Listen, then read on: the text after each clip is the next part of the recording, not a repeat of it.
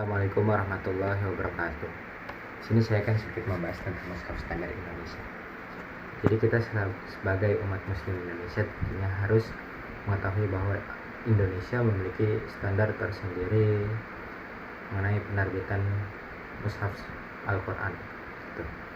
Jadi mushaf standar Indonesia ini itu mushaf Al-Quran yang dibukukan cara penulisannya rasm harkat berdasarkan hasil musyawarah kerja ulama yang dilakukan selama kurang lebih 10 tahun mulai dari tahun 1974 hingga tahun 1983. Selama kurang lebih 10 tahun para ulama ini bermusyawarah untuk membuat dan juga menentukan bagaimana sih supaya Al-Quran ini mudah dibaca dan juga mudah dipelajari oleh umat muslim Indonesia khususnya. Kurang lebih 10 tahun para ulama ini melakukan ijtihad, melakukan musyawarah untuk membuat mushaf Al-Quran ini mudah dipahami dan dipelajari dan mudah dibaca oleh masyarakat Indonesia, umat muslim Indonesia. Kenapa mushaf standar Indonesia ini ada dan untuk apa itu? Dan mushaf standar Indonesia ini ada itu kegunaannya itu sebagai pedoman penerbitan gitu. Maksudnya sebagai pedoman penerbitan ini apa? Maksudnya jadi ketika penerbitan Al-Quran ini di Indonesia khususnya itu tentunya harus sesuai dengan standar Indonesia ini. Maksudnya standar Indonesia ini apa? Maksudnya mushaf yang diterbitkan di Indonesia harus sesuai dengan standar yang ada di Indonesia. Sehingga mushaf standar Indonesia ini sebagai rujukan ketika ada yang ingin menerbitkan Al-Quran dari percetakan itu harus sesuai dengan mushaf standar Indonesia ini. Dan mushaf standar Indonesia ini tentunya memiliki ketentuan-ketentuan khusus yang dipakai ulama Al-Quran Indonesia dalam merumuskan penulisan mushaf standar Indonesia ini. Dan terus juga mushaf standar Indonesia ini kualitasnya ini jangan diragukan lagi, karena udah beberapa negara yang sudah mengakui bahwa kualitas mushaf Indonesia ini ya bagus gitu. Contohnya seperti para ulama di Saudi Arabia, terus ulama di Mesir, dan juga ulama di Yordania. Itu mereka sudah mengakui bahwa mushaf standar Indonesia ini bagus gitu. Selanjutnya ada beberapa aspek yang dalam mushaf standar Indonesia ini. Yang pertama itu ada aspek qiraat atau bacaan.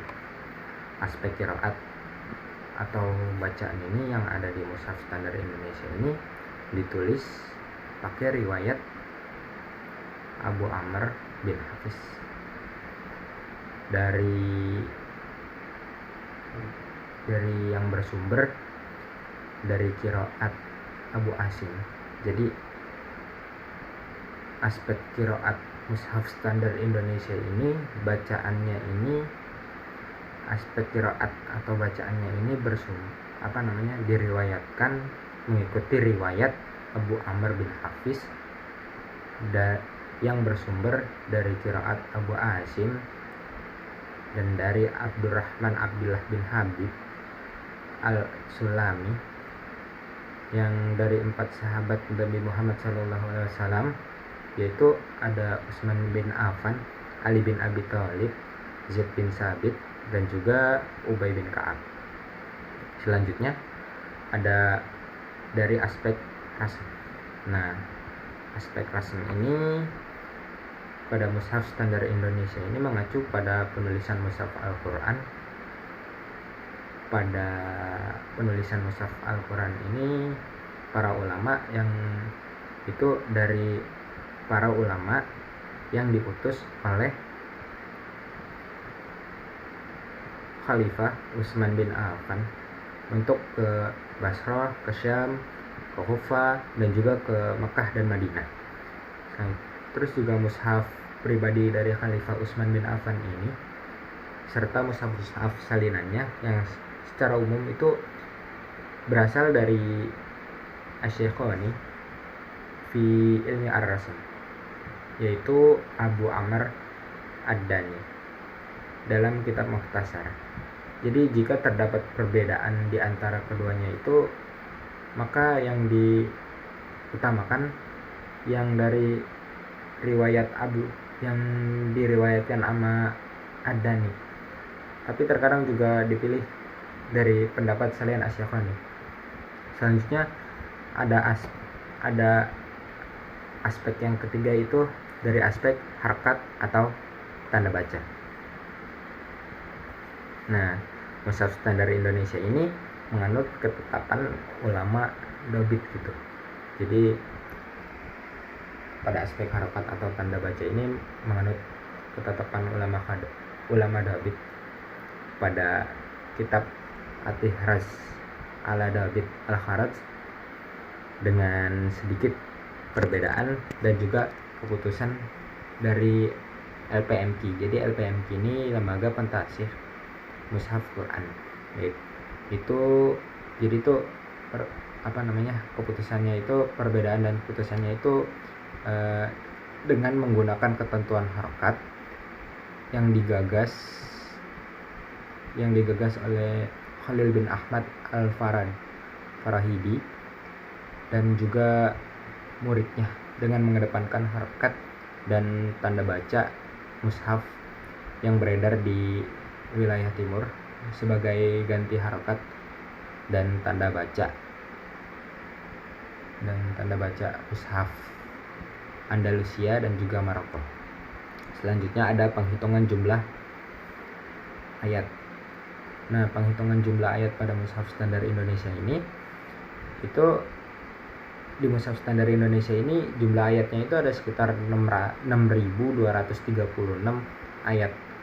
Nah, metode penghitungannya itu di mushaf standar Indonesia itu mengikuti ulama Kufah gitu.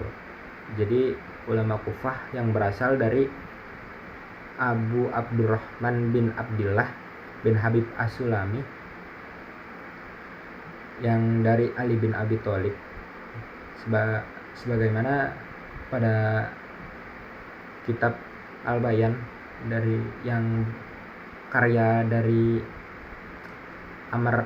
Abu Amr Ad-Dani gitu. Selanjutnya itu ada dari aspek wakaf dan juga simbolnya.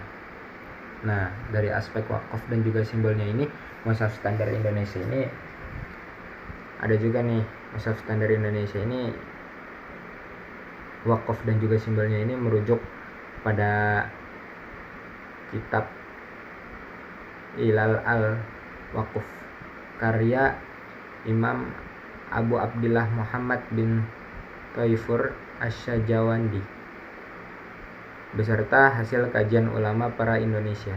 Jadi aspek wakaf dan juga simbolnya ini merujuk pada kitab karya Imam Abu Abdullah gitu. Dan juga para ulama Indonesia ini melakukan ijtihad gitu, melakukan mempertimbangkan bagaimana wakaf dan juga simbolnya gini gitu. Mempertimbangkannya ini dengan mempertimbangkan aspek makna yang berdasarkan pendapat para ulama tafsir, ulama wakaf dan juga ibtida, dan juga serta mushaf cetakan terdahulu gitu. Jadi ulama Indonesia ini melakukan kajiannya itu lewat tafsir terdahulu, terus melalui para ulama tafsir, ulama wakaf terdahulu, serta juga melihat Al-Quran cetakan terdahulu itu seperti apa gitu, melihat mushaf terdahulu itu seperti apa, terus adanya pembagian juz dan juga hizib dan juga rubu gitu. Selanjutnya yang terakhir itu ada pembagian Makkah, Makkiyah dan juga Madaniyah. Nah, penetapan Makkiyah dan Madaniyah ini itu penetapan turunnya ayat-ayat Al-Quran gitu. Maksudnya kayak surat ini Makkiyah atau surat ini Madaniyah gitu. Nah, mushaf standar Indonesia ini menentukan itu berpedoman pada buku-buku qiraat dan buku tafsir gitu.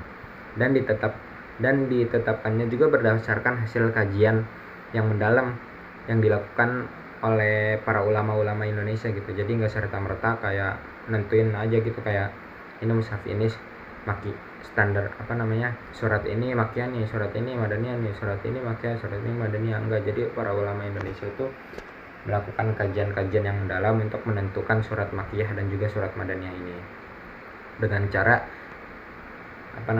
berpedoman, dengan melakukan pedoman gitu, dengan mengkaji pada buku-buku qiraat dan juga buku-buku tafsir gitu. Nah, dari hasil kajian yang mendalam itu barulah ditetapkan kayak Makkiyahnya, surat Makkiyah mana, surat Madaniyahnya mana. Mungkin itu saja yang saya sampaikan.